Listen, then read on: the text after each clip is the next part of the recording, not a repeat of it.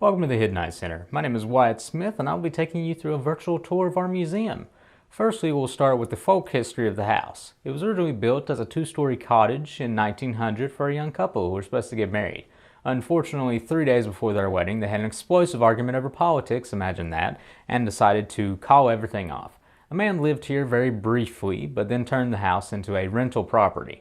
After 10 years or so of this, he decided that it was finally time to sell it, and that's when James Paul Lucas came into the picture.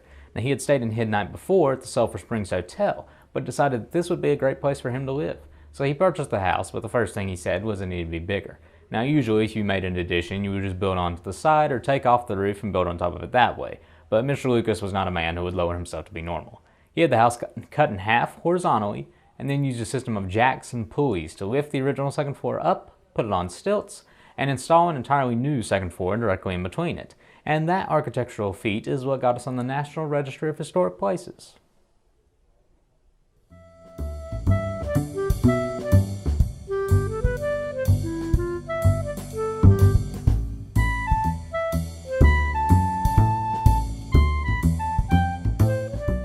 Our first room is the kitchen area. This is where a lot of work was done by Mr. Lucas's staff, including his own personal chef. For 1914, this was the top of the line appliances. To my left here, we have an actual refrigerator, not just an icebox. This is an electric refrigerator that was plugged in and would run, be very loud, but that's what they had.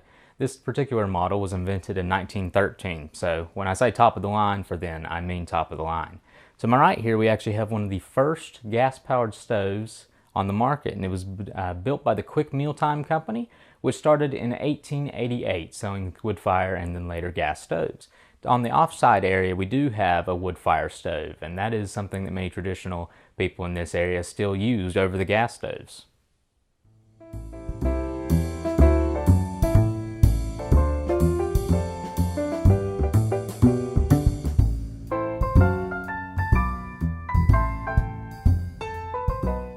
Our second stop here is in the dining room, where Mr. Lucas would take his meals, many of which were international, exotic food that was provided for him by his own personal chef, things that he had tasted before in his world travels.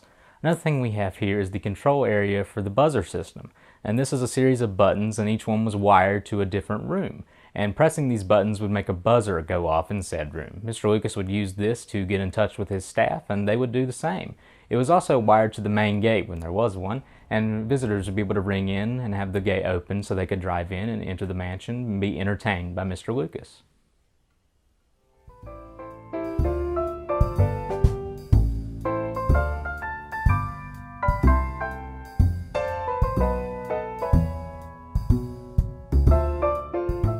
Our third stop is here in the foyer, or foyer in the local accent. And the first thing you'll probably notice is the photograph we have of Mr. Lucas in his Freemason uniform. And he was of the 33rd rank, which is about as high as you can go in Freemasonry. Now, when Mr. Lucas was young, he started off as an entrepreneur, and that was as a newsbutch. And these were usually young men who would ride the trains of this nation, and they would sell newspapers, magazines, candy, and cigars while on the rails. He ended up in New York City, and he was hired on as a walking stick and umbrella salesman. And in New York at the time, these were both fashion statements.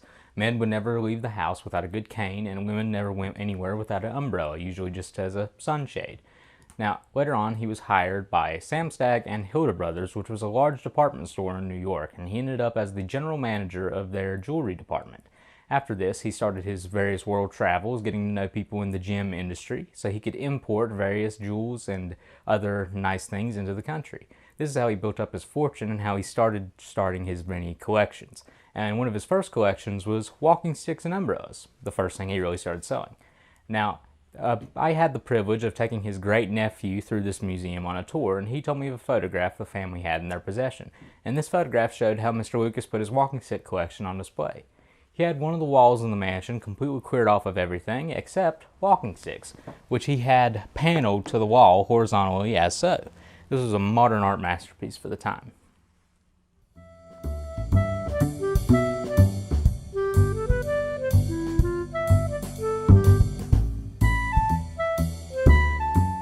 Our fourth stop here is the music room, which is named so because it's mainly dedicated to Captain Lucas, Mr. Lucas's father. But if you want to learn more about him, you'll just have to stop in at the Hiddenite Center yourself.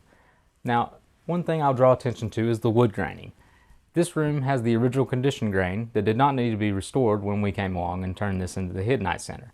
Door frame, wood panel, and fireplace are all original.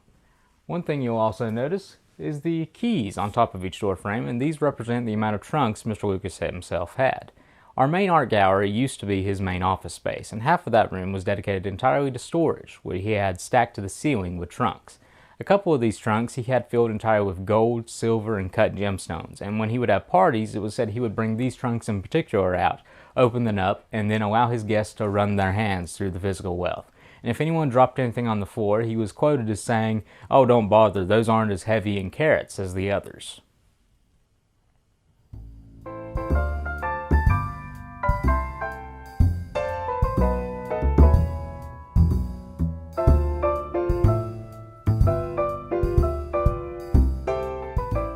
Our fifth stop is here in the parlor, and the main thing in this room is the piano here. Now this is a compact grand piano, a 1910s model from the U.S. Piano Company in New York.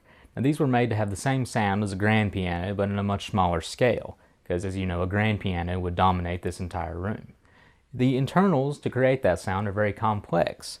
It's almost like they took a harpsichord and laid it down sideways for the strings. As such, these are actually rarer than grand pianos themselves, so it's a great joy for us at the center to have such a fine piece in our museum.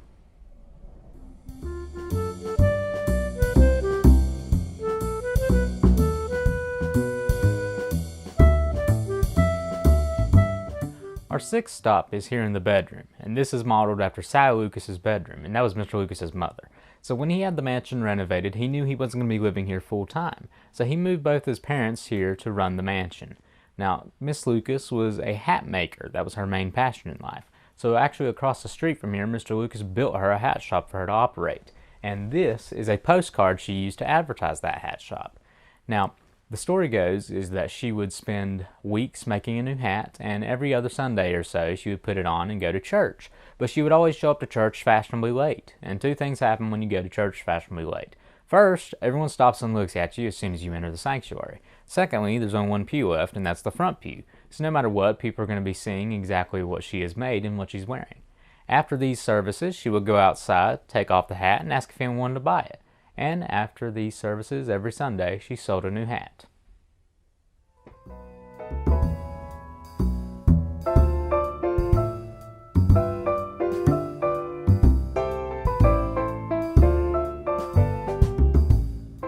The last stop on the tour is the restroom, and it was filled with antique appliances like the old clawfoot antique bathtub. Now, one thing I mentioned in this room is the fact that this was the first house in the Alexander County to have both running water and electricity, and that was because Mr. Lucas had his own fuel-burning generators on the property, because there was no such thing as the electric grid back in 1915.